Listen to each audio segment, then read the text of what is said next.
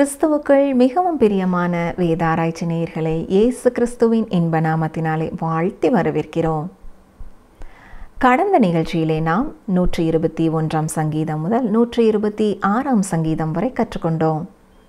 அந்த பாடத்திலே வருடத்திற்கு 3 முறை பண்டிகைக்காக எருசலேமிற்கு வரும் யூதர்கள் தூரத்திலே எருசலேமை பார்த்த பின்னர் பாடிய பாடலையும், எருசலேம் தேவாலயத்தை பார்த்தபோது பாடிய பாடலையும் நாம் கற்றுக்கொண்டோம்.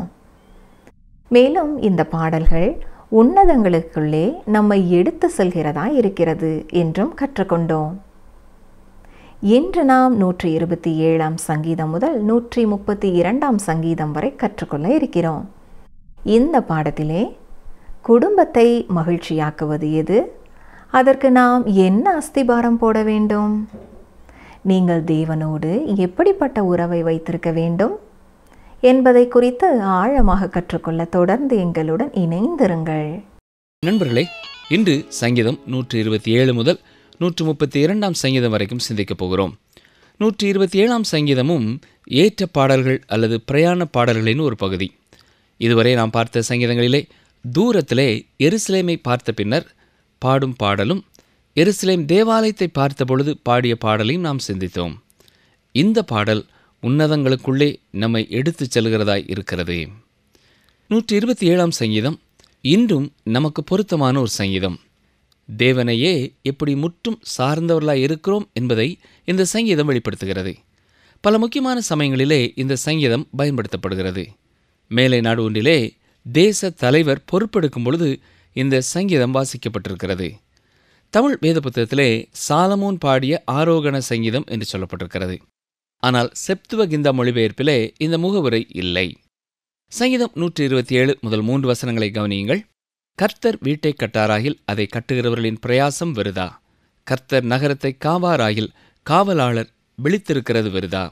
நீங்கள் அதிகாலையில் எழுந்து நேரப்பட வேலையிலே தரித்து வருத்தத்தின் அப்பத்தை சாப்பிடுகிறதும் வெறுதா. அவரே தமக்கு பிரியமானவனுக்கு நித்திரை அளிக்கிறார். இந்த 3 வசனங்களிலேயும் விருதா என்கிற வார்த்தை 3 முறை பயன்படுத்தப்பட்டிருக்கின்றன. பிரியமானவர்களே, எந்த ஒரு காரியத்திலேயும் கர்த்தர் இல்லை என்றால் அது வீணான ஒன்று. எல்லாமே அவரை சார்ந்தே இருக்கிறது, அவருடைய ஆசீர்வாதத்தினாலேயே இருக்கிறது. ஜெர்மன் நாட்டிலே சொல்லப்படும் ஒரு பழமொழி உண்டு. எல்லாமே தேவனுடைய ஆசீர்வாதத்தை சார்ந்ததாய் இருக்கிறது என்பதுதான் அந்த பழமொழி. நாம் ஒவ்வொருவருமே இப்படிப்பட்ட எண்ணத்தோடு காரியங்களை பார்க்கிறவர்களாய் இருக்க வேண்டும். ஆண்டவராய் இயேசு கிறிஸ்து கூறும்பொழுதும், எண்ணத்தை உண்போம், எண்ணத்தை குடிப்போம், எண்ணத்தை உடுத்துவோம் என்பதை பற்றி நீங்கள் கவலைப்பட்டு கொண்டு இருக்க வேண்டாம். ஏனென்றால் புறஜாதி மக்களும் இவைகளை மட்டுமே தேடுகிறவர்களாய் இருக்கிறார்கள் என்று கூறியிருக்கிறார். ஆனால் உங்கள் பரமபிதா உங்களுக்கு என்ன தேவை என்பதை அறிந்திருக்கிறார் என்றும் கூறியிருக்கிறார். முதலாவது தேவனுடைய ராஜ்யத்தையும் அவருடைய நீதியையும் தேடுங்கள், அப்பொழுது இவைகள் எல்லாம் உங்களுக்கு கூட கொடுக்கப்படும் என்றுதான் மத்தேயு 6 அதிகாரம் 34 வசனத்திலே வாசிக்கிறோம். இந்த 127 சங்கீதத்திலே பிள்ளைகளை குறித்து ஒரு குறிப்பு கூறுகிறது. அன்று இஸ்ரவேலிலே பண்டிகை கொண்டாட வந்தவர்கள் குடும்பத்தோடு தங்கள் சிறு பிள்ளைகளோடும் கூட வந்திருந்தார்கள். வசனம் 4, இதோ பிள்ளைகள் கர்த்தரால் வரும் சுதந்திரம், கற்பத்தின் கனி அவரால் கிடைக்கும் பலன். கவனித்தீர்களா? மனைவியோடும் பிள்ளைகளோடும் கர்த்தரை ஆராதிக்க வந்திருக்கிற இவர்கள் இவை எல்லாமே கர்த்தர் அருளிய ஆசீர்வாதங்கள் என்பதை உணர்ந்து கொள்ளுகிறார்கள். வசனங்கள் 5, 6 வாசிக்கிறேன். வால வயதின் குமாரர் பலவான் கையிலுள்ள அம்புகளுக்கு ஒப்பாயிருக்கிறார்கள். அவைகளால் தன் அம்பரா துணியை நிரப்பின புருஷன் பாக்கியவான். அவர்கள் நாணமடையாமல் ஒலிமுக வாசலில் சத்துருக்களோடே பேசுவார்கள். அவனுடைய பிள்ளைகள் அவனை பாதுகாத்துக் கொள்வார்கள். பெற்றோராக உங்களை பாதுகாக்கக்கூடிய ஒரு மகன், ஒரு மகள் உங்களுக்கு இருப்பார்கள் என்றால் அது மிக அற்புதமானது. இவ்வாறு அநேக பிள்ளைகள் இருப்பார்கள் என்றால் அது மிகவும் அற்புதமானது. இப்பொழுது நாம் 128 சங்கீதத்தை பார்க்க போகிறோம். இந்த சங்கீதத்திற்கு இனிமையான வீடு என்று நாம் தலைப்பு கொடுக்கலாம். மார்ட்டின் லூத்தர் அவர்கள் திருமண பாடல் என்று இதற்கு பெயரிட்டிருக்கிறார்கள். தேவனுடைய ஆசீர்வாதம் நிறைந்த மகிழ்ச்சியான குடும்ப வாழ்க்கையை இந்த சங்கீதம் விவரிக்கிறது. மகிழ்ச்சியான குடும்பம் என்றால் எப்படி இருக்கும் என்பதை தேவன் கூறுகிறார். இதன் அஸ்திவாரத்தை கவனியுங்கள். சங்கீதம் 128:1, கர்த்தருக்கு பயந்து அவர் வழிகளில் நடக்கிறவன் எவனோ அவன் பாக்கியவான். குடும்பத்தை மகிழ்ச்சியாக்குவது எது? அதற்கு நாம் என்ன அஸ்திவாரம் போட வேண்டும்? இந்நாட்களிலே குடும்பத்தை குறித்த பல கருத்தரங்குகள் நடைபெறுகின்றன. குறிப்பாக இளம் தம்பதியினருக்கென்று அவை நடத்தப்படுகின்றன. அங்கே சில வழிமுறைகளை பின்பற்றி சில செயல் திட்டங்களை நிறைவேற்ற வேண்டும் என்று சொல்லப்படுகிறது. அருமையான சகோதரனை, சகோதரியே, ஒரு குடும்பத்திலே கர்த்தருக்கு பயப்படும் பயம் இல்லாதவரை அந்த குடும்பம் மகிழ்ச்சியான குடும்பமாயிருக்க முடியாது. ஒவ்வொரு நாளும் குடும்பத்தின் அங்கத்தினர்கள் கர்த்தருடைய வழியிலே நடக்கும் பொழுது அது மகிழ்ச்சி நிறைந்த குடும்பமாய் இருக்கும். மனோதத்துவ ரீதியாக இதை செய்தால் குடும்பம் மகிழ்ச்சியாய் இருக்கும் என்று சொல்வது உண்மையில்லை. ஒரு மனிதனிடத்தில் கேட்டார்கள், இவ்வளவு நீண்ட காலம் நீங்கள் எப்படி வாழ்ந்தீர்கள் என்று கேட்டபொழுது அவர், நான் வீட்டை விட்டு வெளியே வாழ்ந்தேன், ஆனபடினாலே தான் இத்தனை நீண்ட காலம் வாழ்ந்தேன் என்று கூறினாராம். திருமணம் ஆன புதியதிலே அவனும் அவனுடைய மனைவியும் ஒரு ஒப்பந்தம் செய்து கொண்டார்களாம். எப்பொழுதெல்லாம் வாக்குவாதம் வருகிறதோ அப்பொழுதெல்லாம் கணவனாகிய நான் வீட்டை விட்டு வெளியே போய்விடுவேன் என்று கூறினானாம். எனவேதான் வீட்டிற்கு வெளியே நான் நீண்ட காலம் வாழ்ந்தேன் என்று கூறினார். ஆனால் பிரியமானவர்களே, அது சரியான ஒரு தீர்வு அல்ல. குடும்பத்திலே கர்த்தருக்கு பயப்படும் பயம் இருக்க வேண்டும். சங்கீதம் 128:2, உன் கைகளின் பிரயாசத்தை நீ சாப்பிடுவாய், உனக்கு பாக்கியமும் நன்மையும் உண்டாயிருக்கும். குடும்பத்தின் தலைவன் குடும்பத்திற்காக பாடுபட்டு உழைக்கிறவனாயிருக்க வேண்டும். குடும்பத் தலைவன் சோம்பலாயிருப்பான் என்றால் அது சரியானதல்ல. சங்கீதம் 128:3, உன் மனைவி உன் வீட்டோரங்களில் கனிதரும் திராட்சை கொடியைப் போல் இருப்பாள். உன் பிள்ளைகள் உன் பந்தியைச் சுற்றிலும் ஒலிவுமர கன்றுகளைப் போல் இருப்பார்கள். ஆம் அருமையானவர்களே, குடும்ப ஜெபத்தின் நேரம்தான் இது. பேராயர் ஜெபராஜ் அவர்கள் திருநெல்வேலி திருமண்டலத்திலே பேராயராய் இருந்த காலத்திலே அடிக்கடி சொல்லும் ஒரு காரியம், குடும்ப ஜெபம் இல்லாத வீடு கூரை இல்லாத வீடு. அநேக குடும்பங்களிலே இந்த குடும்ப ஜெபம் அவ்வப்பொழுதுதான் நடைபெறுகிறதை ஒழிய ஒரு ஒழுங்கோடு ஒரு குறிப்பிட்ட நேரத்திலே அனுதினமும் நடைபெறுகிறதில்லை. பலவிதமான வேலைகளின் மத்தியிலே துரிதமாக வருகிறார்கள், ஒரு வேத பகுதியை வாசிக்கிறார்கள், ஒவ்வொருவரும் தங்கள் தங்கள் திசையிலே போய்விடுகிறார்கள். இங்கே நாம் பார்க்கும் பொழுது மேஜையை சுற்றி மனைவி, கணவன், பிள்ளைகள் எல்லாரும் இருக்கிறார்கள். சங்கீதம் 128:4, இதோ கர்த்தருக்கு பயப்படுகிற மனுஷன் இவ்விதமாய் ஆசீர்வதிக்கப்படுவான். உண்மையாகவே கர்த்தருக்கு பயப்படும் பயமும் அவருக்கு கீழ்ப்படிதலும் இல்லை என்றால் அந்த குடும்பத்திலே மகிழ்ச்சி இருக்காது. பெற்றோர் கர்த்தரை நேசிக்கிறவர்களாயிருப்பார்கள் என்றால் அதை பிள்ளைகள் அறிந்திருப்பார்கள். தேவனுக்கு அவர்கள் பணிவிடை செய்கிறார்களா? அவர்கள் கீழ்ப்படுகிறார்களா? அவர்களது வாழ்க்கையிலே கர்த்தருக்கு முதலிடம் கொடுக்கப்பட்டிருக்கிறதா என்பதை பிள்ளைகள் எளிதாய் கண்டுகொள்வார்கள். தேவ பயமுள்ள வாழ்க்கைக்கு ஈடு இணை வேறு எதுவும் இல்லை. எல்லா விதமான கருத்தரங்குகளிலேயும் நீங்கள் கலந்து கொள்ளலாம். பிரியமானவர்களே, கர்த்தருக்கும் உங்களுக்கும் இடையிலான உறவு சரியாயில்லாத வரை உங்கள் குடும்பம் மகிழ்ச்சியான ஒரு குடும்பமாய் இருக்க முடியாது. நீங்கள் தேவனோடு சரியான முறையில் உங்கள் உறவை வைத்துக் கொள்ளும் பொழுது பிரச்சனைகள் எல்லாம் எப்படி தீர்வு காண்கிறது என்பது உங்களுக்கே ஆச்சரியமானதாயிருக்கும். சங்கீதம் 128:5-6 வசனங்களை பாருங்கள். கர்த்தர் சியோனிலிருந்து உன்னை ஆசீர்வதிப்பார். நீ ஜீவனுள்ள நாளெல்லாம் எருசலேமின் வாழ்வை காண்பாய். நீ உன் பிள்ளைகளின் பிள்ளைகளையும் இஸ்ரவேலுக்கு உண்டாகும் சமாதானத்தையும் காண்பாய்.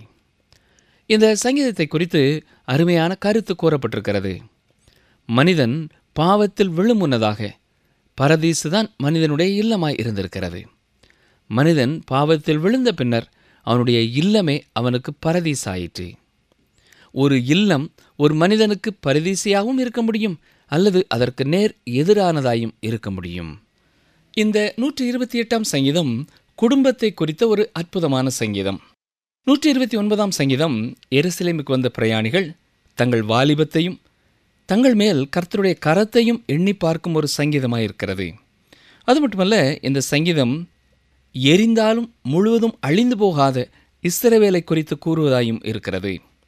மோசே கண்ட முள்செடி தீப்பற்றி எரிந்தாலும் எப்படி வேகாமல் இருந்ததோ அது தேவனுடைய ஜனங்களை குறித்த ஒரு அற்புதமான அடையாளமாயிருக்கிறது. பல்வேறு இடங்களிலே சிதறியிருந்த ஜனங்களை கர்த்தர் விடுதலை செய்துவிட்டார். இப்பொழுது அவர்கள் பிரயாணப்பட்டு எருசலேமிலே தொழுது கொள்ளும்படியாக வந்திருக்கிறார்கள். சங்கீதம் 129 முதல் 2 வசனங்கள்.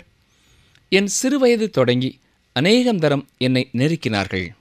என் சிறுவயது தொடங்கி அநேகந்தரம் என்னை நெருக்கியும் என்னை மேற்கொள்ளாமற் போனார்கள். தேவன் இஸ்ரவேலை பாதுகாத்தபடியினாலே அவர்கள் அழிக்கப்பட முடியவில்லை. சங்கீதம் 129:8, கர்த்தருடைய ஆசீர்வாதம் உங்களுக்கு உண்டாவதாக, கர்த்தரின் நாமத்தினால் உங்களை ஆசீர்வதிக்கிறோம் என்று வழிப்போக்கர் சொல்வதுமில்லை. கர்த்தருடைய ஆசீர்வாதம் உங்களுக்கு உண்டாவதாக என்று சொல்லும் பொழுது ஒரு குடும்பத்தின் மேலே மட்டுமல்ல, நம்முடைய வியாபாரங்களின் மேலும் இருக்க வேண்டிய ஒன்றாய் இருக்கிறது. ஒரு மனிதனுடைய சமயமும் அவனுக்கு தேவனோடு உள்ள உறவும் அவன் குடும்பத்தோடும் அவன் வியாபாரத்தோடும் இணைக்கப்பட்டதாக இருக்க வேண்டும். நாம் வேதத்தில் பார்க்கிற போவாஸ் ஒரு தொழில் அதிபதிதான். அவன் அவனுடைய வேலைக்காரனிடத்தில் பேசும்பொழுது ரூத் 2ஆம் அதிகாரம் 4ஆம் வசனத்தில் நான் வாசிக்கிறது போல, கர்த்தர் உங்களோடே இருப்பாராக என்றான். அதற்கு அவர்கள் கர்த்தர் உம்மை ஆசீர்வதிப்பாராக என்றார்கள் என்று பார்க்கிறோம். இந்நாட்களிலே எந்த ஒரு தொழில் அதிபதியும் தொழிலாளிகளும் இவ்விதமாய் ஒருவரை ஒருவர் வாழ்த்துகிறதை நாம் பார்க்க முடியாது. 130ஆம் சங்கீதம் 129ஆம் சங்கீதத்தின் தொடர்ச்சி போல வருகிறது. இந்த சங்கீதத்தை பவுல் அப்போஸ்தலனின் சங்கீதம் என்று சொல்கிறார்கள். ஏனென்றால் இந்த சங்கீதம் தேவனுடைய இரக்கத்தை குறித்து பேசுகிறது. தேவன் மனிதனை பாவத்தின் ஆழத்திலிருந்தும் மரணத்திலிருந்தும் விடுதலை செய்தார். அதை மனிதனுடைய கிரியையின் அடிப்படையிலே அவர் செய்யவில்லை. ஒருமுறை மார்ட்டின் லூத்தர் அவர்களிடத்திலே சிறந்த சங்கீதங்களை குறித்து கேட்கப்பட்டது. அதற்கு அவர் பவுல் அப்போஸ்தலனின் சங்கீதங்கள் என்று கூறினார். பவுலின் சங்கீதங்கள் என்றால் எது என்று கேட்கப்பட்ட பொழுது அதற்கு அவர் சொன்ன பதில் என்ன தெரியுமா? 32ஆம் சங்கீதம், 51ஆம் சங்கீதம், 130ஆம் சங்கீதம், 143ஆம் சங்கீதம் என்று கூறினாராம். இந்த சங்கீதங்கள் பாவத்தின் மன்னிப்பை குறித்து கற்றுக் கொடுக்கிறது. அது மட்டுமல்ல, நியாயப்பிரமாணத்தின் கிரியைகளினாலே அல்ல, விசுவாசிகளுக்கு கிடைக்கும் மன்னிப்பை குறித்து பேசுகிறது என்று கூறியிருக்கிறார். எனவே இந்த சங்கீதங்களை பவுலின் சங்கீதங்கள் என்று அழைக்கிறார்கள். சங்கீதம் 130 முதல் 3 வசனங்கள். கர்த்தாவே, ஆழங்களிலிருந்து உம்மை நோக்கி கூப்பிடுகிறேன். ஆண்டவரே, என் சத்தத்தை கேளும். என் விண்ணப்பங்களின் சத்தத்திற்கு உமது செவிகள் கவனித்திருப்பதாக. கர்த்தாவே, நீர் அக்கிரமங்களை கவனித்திருப்பீரானால் யார் நிலை நிற்பான்? ஆண்டவரே, நம்முடைய பாவங்களுக்கு தக்கதாக நமக்கு செய்யாமலும் நம்முடைய அக்கிரமங்களுக்கு தக்கதாக நமக்கு சரிக்கட்டாமலும் இருப்பதற்காக அவருக்கு நன்றி செலுத்த வேண்டும். நம்முடைய பாவங்களின் அடிப்படையிலே அவர் நம்மை நியாயம் தீர்க்கப் போகிறதில்லை. அவ்விதமாய் அவர் நியாயம் தீர்ப்பார் என்றால் நாம் அனைவருமே தேவனை விட்டு தூரம் போனவர்களாய் காணப்படுவோம். அவருடைய கிருபையினாலே அவர் நம்மை ரட்சிக்கிறவராய் இருக்கிறார். சங்கீதம் 130 4 முதல் 6 வரை வாசிக்கிறேன். உமக்கு பயப்படும்படிக்கு உம்மிடத்தில் மன்னிப்பு உண்டு. கர்த்தருக்கு காத்திருக்கிறேன், என் ஆத்துமா காத்திருக்கிறது. அவருடைய வார்த்தையை நம்பியிருக்கிறேன். எப்பொழுது விடியும் என்று விடியற்காலத்துக்கு காத்திருக்கிற ஜாமக்காரரை பார்க்கிலும் அதிகமாய் என் ஆத்துமா ஆண்டவருக்கு காத்திருக்கிறது. யூதர் அல்லாத நம்மை கிருபை எப்படி ரட்சிக்கிறதோ அதுபோலவே இஸ்ரவேல் தேசத்தையும் கிருபை ரட்சிக்கிறது. நாள் ஒன்று வருகிறது, ஆழங்களிலிருந்து தேவனை நோக்கி கூப்பிடும் இஸ்ரவேலருக்கு அவர் பதில் கொடுக்கப் போகிறார். கிறிஸ்து சீயோனுக்கு திரும்புவார். யாக்கோபிலிருந்து தேவனற்ற காரியங்களை அவர் அப்புறப்படுத்துவார். கவனியங்கள், வாசிக்கிறேன். ரோமர் 11ஆம் அதிகாரம் 26 முதல் 28 வரை. இந்த பிரகாரம் இஸ்ரவேலர் எல்லாரும் ரட்சிக்கப்படுவார்கள். மீட்கிறவர் சீயோனிலிருந்து வந்து அவபக்தியை யாக்கோபை விட்டு விலக்குவார் என்றும், நான் அவர்களுடைய பாவங்களை நீக்கும்போது இதுவே நான் அவர்களுடனே செய்யும் உடன்படிக்கை என்றும் எழுதியிருக்கிறது. சுவிசேஷத்தை குறித்து அவர்கள் உங்கள் நிமித்தம் பகைஞராயிருக்கிறார்கள், தெரிந்து கொள்தலை குறித்து அவர்கள் பிதாக்களின் நிமித்தம் அன்பு கூறப்பட்டவர்களாய் இருக்கிறார்கள் என்று வாசிக்கிறோம். மகா உபத்திரவத்தின் காலத்திலே விடியற்காலத்திற்காக காத்திருக்கிற ஜாமக்காரர்களை விட மிக அதிகமாக கர்த்தர் தங்களை விடுதலை செய்வார் என்று காத்திருப்பார்கள். நாமும் விடிவெள்ளி நட்சத்திரமாகிய இயேசு கிறிஸ்து அவருடைய பிள்ளைகளுக்காக வரும் வருகையை குறித்து எதிர்பார்த்து காத்திருக்கிறவர்களாய் இருக்க வேண்டும். தொடர்ந்து 131ஆம் சங்கீதத்திற்குள்ளே கடந்து செல்வோம். இதுவும் பிரயாணம் பண்ணுகிறவர்களுடைய மற்றும் ஒரு பாடல். சிறிய ஒரு சங்கீதமானாலும் மிகவும் உன்னதமான ஒரு சங்கீதம். இது தாவீதால் எழுதப்பட்ட சங்கீதம். வாசிக்கிறேன். சங்கீதம் 131:1. கர்த்தாவே, என் இருதயம் இருமாப்புள்ளதல்ல, என் கண்கள் மேட்டிமை உள்ளவைகளும் அல்ல. பெரிய காரியங்களிலும் எனக்கு மிஞ்சின கருமங்களிலும் நான் தலையிடுகிறதும் இல்லை. பிரியமானவர்களே, உங்களுக்கு ஞாபகம் இருக்கிறதா? சவுலின் மகளும் தாவீதின் மனைவியுமாய் இருந்த மீகாள் தாவீது உடன்படிக்கை பெட்டியை எருசலேமிற்கு கொண்டு வந்த பொழுது அவள் தாவீதை இகழ்ந்தாள். இதை குறித்து 2 சாமுவேல் 6ஆம் அதிகாரம் 13 முதல் 23ஆம் வசனம் வரை வாசிக்கிறோம். அப்படி இகழ்ந்த மீகாளுக்கு தாவீது பதில் சொல்லும் பொழுது, இதை பார்க்கிலும் இன்னும் நான் நீசனும் என் பார்வைக்கு அற்பனுமாவேன் என்று கர்த்தருக்கு முன்பதாக தன்னை இவ்வளவு தாழ்த்துவேன் என்று வெளிப்படுத்தினான். ஞாபகம் இருக்கிறதா? தாவீது ஒரு ராஜா என்றாலும் தேவாதி தேவன் முன் தாவீது தன்னை பூரணமாக தாழ்த்த வேண்டியவனாய் இருந்தான். பிரியமானவர்களே, நாம் தாழ விழுந்து எப்பொழுது கடைசியாக ஆண்டவரை பணிந்து கொண்டிருக்கிறோம்? நம்மிலே சிலர் சுகத்தோடும் பலத்தோடும் இருக்கும் பொழுது கூட முழங்கால் படியிடவும் மிகவும் யோசிக்கிறவர்களாக இருக்கிறோம் இல்லையா? இன்றைக்கும் நாம் தாழ விழுந்து நம்முடைய நெற்றி தரையிலே விழும்படியாக கர்த்தரை பணிந்து கொள்ள கடமைப்பட்டிருக்கிறோம். நம்மிலே மிகச் சிலரே இந்த பழக்கமுள்ளவர்களாக இருக்கிறோம். அப்படி தாழ விழுந்து ஆண்டவரை பணிந்து கொள்வது நம்முடைய ஆத்மாவிற்கும் நல்லது, நம்முடைய ஆவிக்குரிய வாழ்க்கைக்கும் நல்லது, ஏன் நம்முடைய சரீரத்திற்கும் அது மிகவும் நல்லது. சங்கீதம் 131 2-3 வசனங்கள். தாயின் பால் மறந்த குழந்தையைப் போல நான் என் ஆத்மாவை அடக்கி அமர பண்ணினேன்.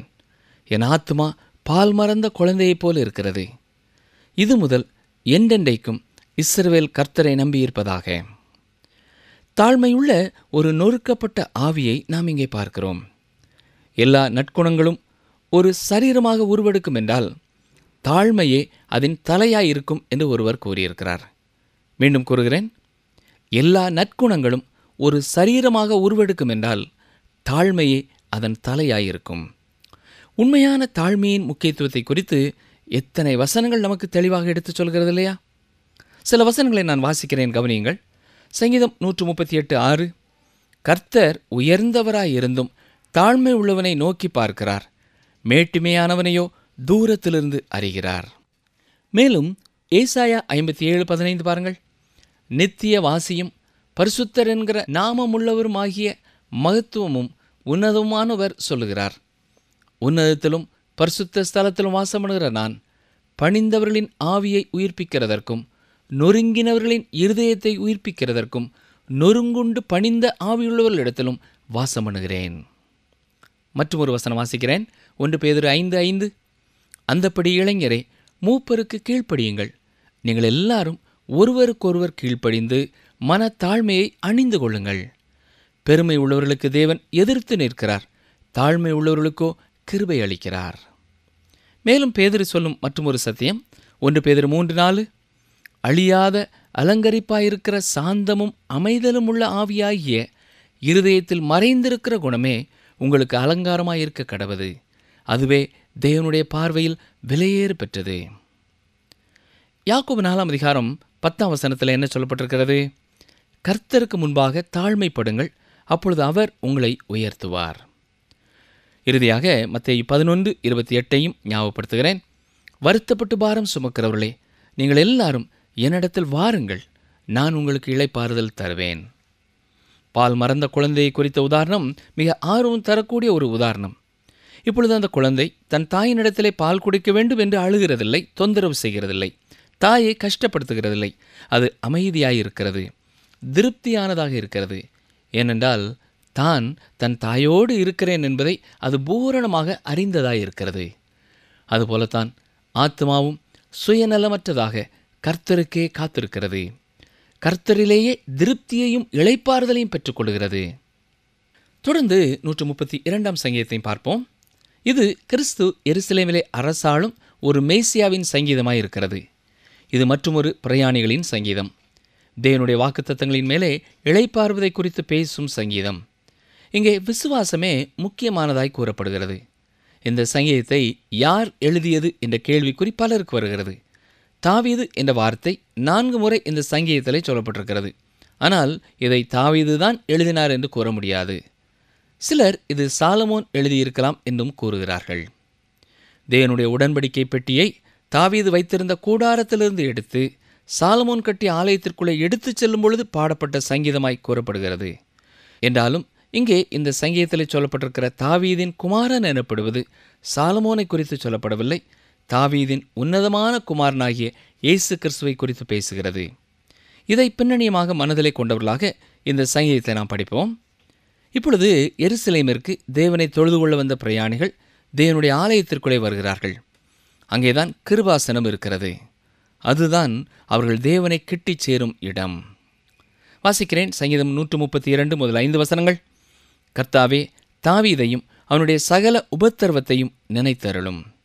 அவன், நான் கர்த்தருக்கு ஒரு இடத்தையும் யாக்கோபின் வல்லவருக்கு ஒரு வாசஸ்தலத்தையும் காணுமட்டும் என் வீடாகிய கூடாரத்தில் பிரவேசிப்பதும் இல்லை, என் படுக்கையாகிய கட்டிலின் மேல் ஏறுவதுமில்லை. என் கண்களுக்கு நித்திரையையும் என் இமைகளுக்கு உறக்கத்தையும் வரவிடுவதுமில்லை என்று கர்த்தருக்கு ஆணையிட்டு யாக்கோபின் வல்லவருக்கு பொருத்தனை பண்ணினான். உங்களுக்கு ஞாபகம் இருக்கும் என்று நினைக்கிறேன். 2 சாமுவேல் 7ஆம் அதிகாரத்திலே கர்த்தருக்கு ஒரு ஆலயத்தை கட்ட வேண்டும் என்ற எண்ணம் தாவீதின் இருதயத்திலே உண்டாயிற்று. அதுவே தாவீதின் வாழ்க்கையிலே இருந்த பிரதானமான ஆசை என்று நாம் அறிவோம். கர்த்தருடைய உடன்படிக்கை பெட்டிக்கு ஒரு உன்னதமான ஆலயத்தை கட்ட வேண்டும் என்பது தாவீதின் உள்ளத்தை அழுத்தி கொண்டிருந்த ஒரு மிகப்பெரிய ஆசை.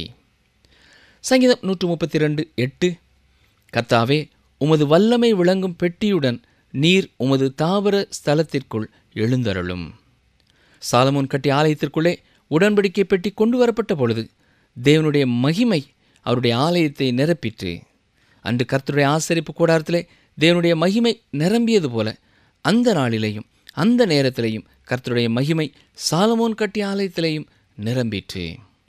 சங்கீதம் 132:11, உன் கற்பத்தின் கனியை உன் சிங்காசனத்தின் மேல் வைப்பேன் என்றும். இது ஆண்டவராய் இயேசு கிறிஸ்துவை குறித்து சொல்லப்பட்டிருப்பது. அதை நிச்சயமாக நாம் சொல்ல முடியுமா? ஆம்.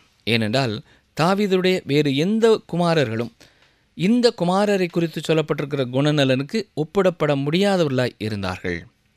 ராஜாக்களின் புத்தகங்களிலேயும் நாளாம புத்தகங்களிலேயும் தாவீதின் வம்சாவளியை நீங்கள் பார்ப்பீர்கள் என்றால் தாவீதைப் போல கர்த்தருக்கு பிரியமாயிருந்த எந்த ஒரு மனிதனையும் நாம் அங்கே காண முடியவில்லை.